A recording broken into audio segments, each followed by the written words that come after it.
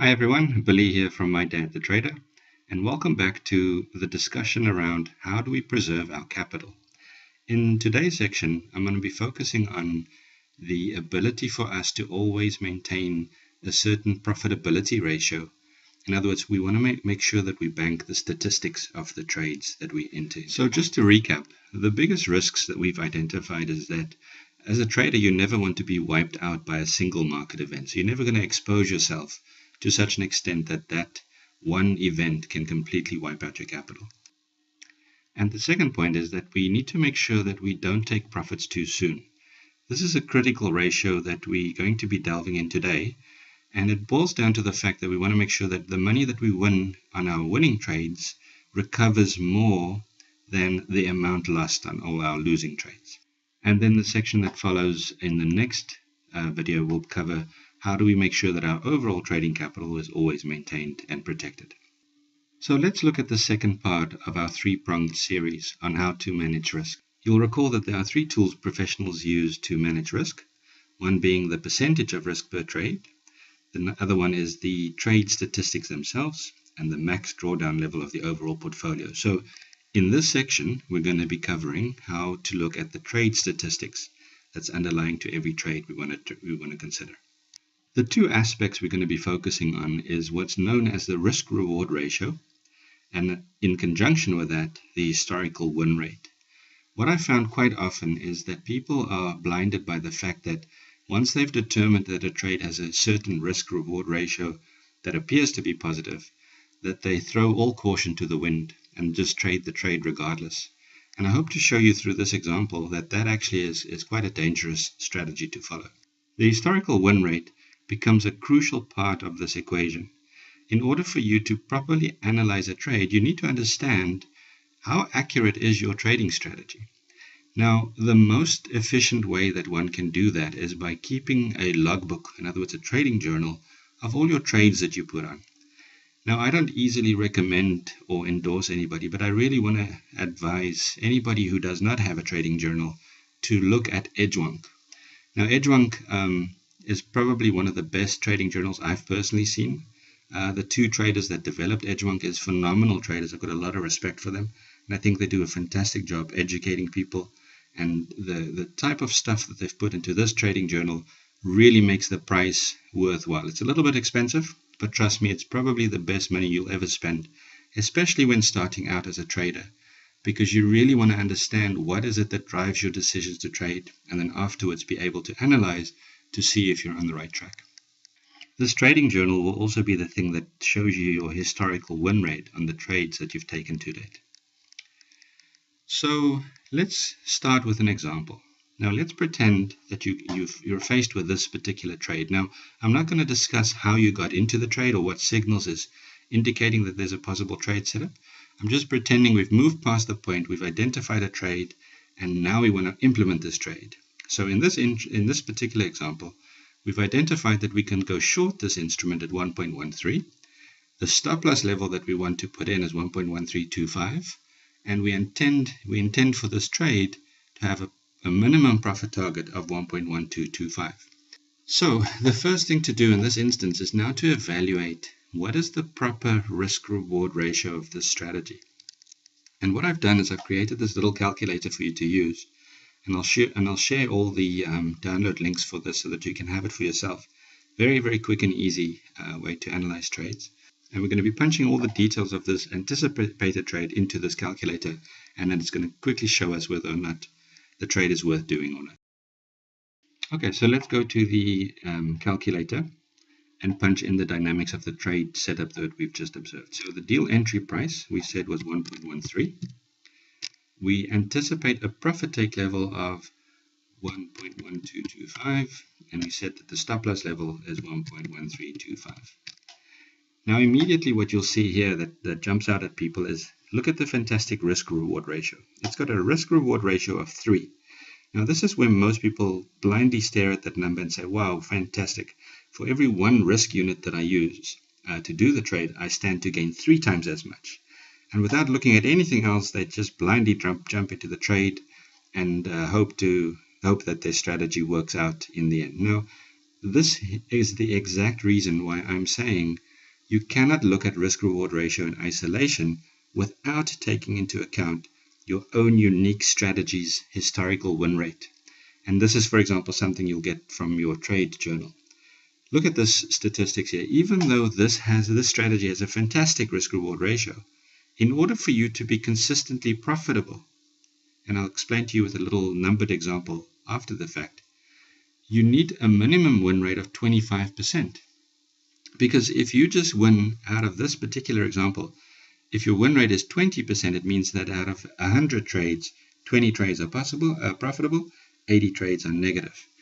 You're not going to make enough money on the winning trades to recover everything you've lost. So you'll see in this particular case, it gives you a little warning to say, either your win rate needs to be 25%, or your trade dynamics needs to improve to 4% or 4 risk-reward ratio. So in our example, let's say we, from our trade journal, establish that our risk-reward relationship is 40, or rather our historical win rate is 40%. All of a sudden, this trade is now worth it, because look at this. At a 40% historical win rate, we need trades to recover at a risk-reward relationship of 1.5 only. So this trade then, for that matter, is a fantastic trade to put on, obviously viewed in conjunction with all your other risk parameters. So let's go back to the slides. Now there's something I need to make specific reference of here, that when we do trend trading, and you'll find that I'm very strongly motivated or driven towards trend trading strategies and trend trading signals, this particular calculator becomes a little bit more tricky because, as I've shown you just now in the example, what ideally we want to do is, before we put a trade on, we want to establish the risk-reward relationship, and then in conjunction with our win rate, we want to evaluate whether that trade is good or not. When we do trend trading, it's a little bit more tricky, because once we have a signal breakout of whatever the trend strategy is that we're going to be trading, we don't really know how far that trend will move. So for a trend trader, what we'll do is we'll use the same risk calculator, but we'll use it perhaps at a different stage of the equation.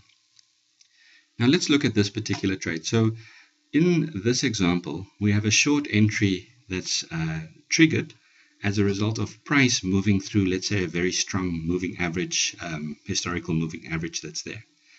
Now in this particular case, we're going to have a stop loss level that we can determine right at the onset. So you'll see, very, very importantly, we'll never let a trade run at the mercy of the market. Yes, we cannot understand exactly yet how much profit we're going to take out of the trade, but at minimum, we want to make sure that we dampen the losses, or the maximum loss that we can take. So in this case, we know exactly where our initial stop is. What you'll find for trend traders in particular, one of the biggest temptations is that once the market's moved in your favor a little bit, and especially when it starts triggering the first level of resistance, it becomes a point where people say, wow, the trade worked for me, let's take some money off the table. And this is where, in most cases, traders fall short, because yes, they're making a profit, but unless they make consistently the profit that they anticipated to make, given their risk reward and their historical win rate, they might actually trade themselves back into a hole. Let me show you what I mean. So if you had a traditional win rate of 40%, and remember our calculator worked out that that particular risk reward at 40% makes us some money. You can see here that by winning 4 out of 10 trades, we recover $6 in profit. And because we anticipate 6 of the trades to lose $1, the strategy or the trading technique is at break even at that level.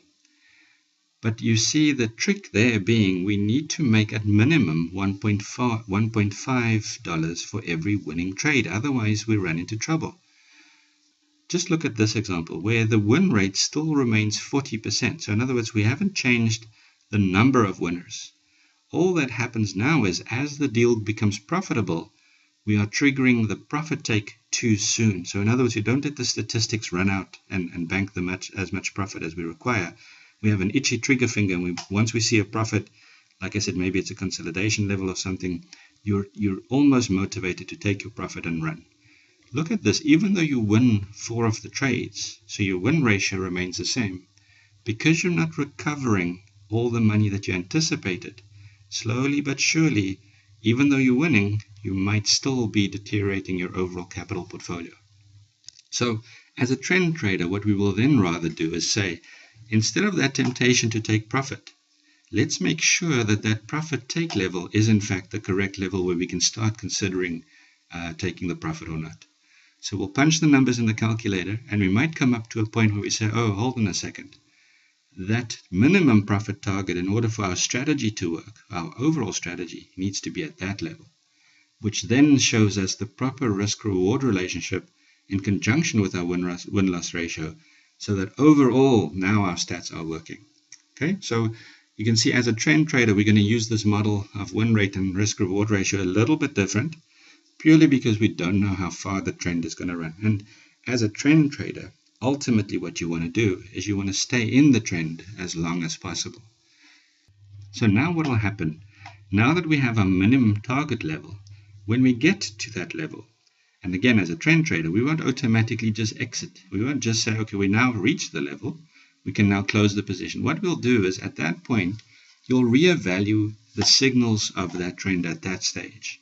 And if there's no threat to your position, the best thing you'll do is rather just adjust your stop loss to become a trailing stop loss. So in other words, it starts protecting you, but it moves along, it ratchets down lower as the trend progresses. Because in the end, if you can, you want to ride the trend as long as possible to make the most money out of that risk-reward trade that you've done.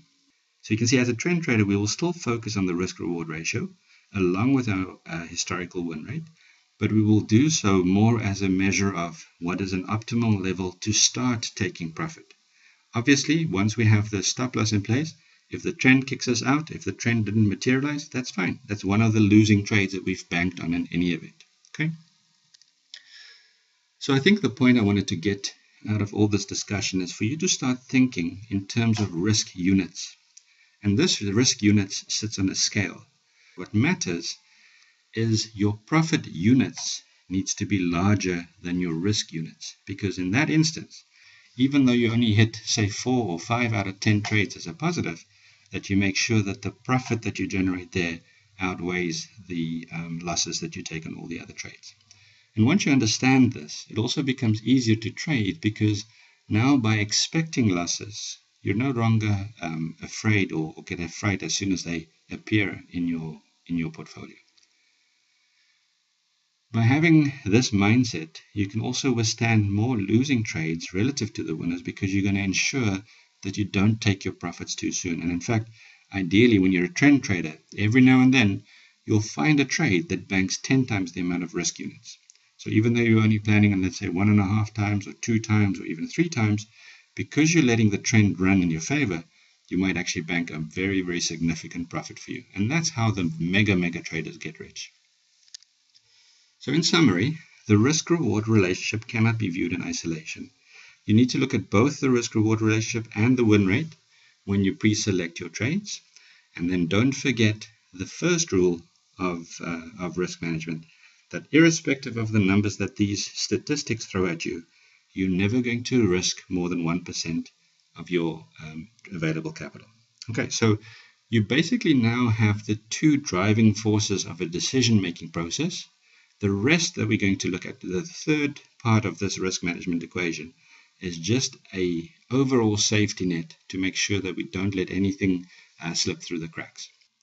I hope you enjoyed this introduction to the risk-reward relationship and the win rate. And in the next section, we will cover the drawdown, the maximum drawdown level against your portfolio. Thank you very much, and I'll catch you on the next slide.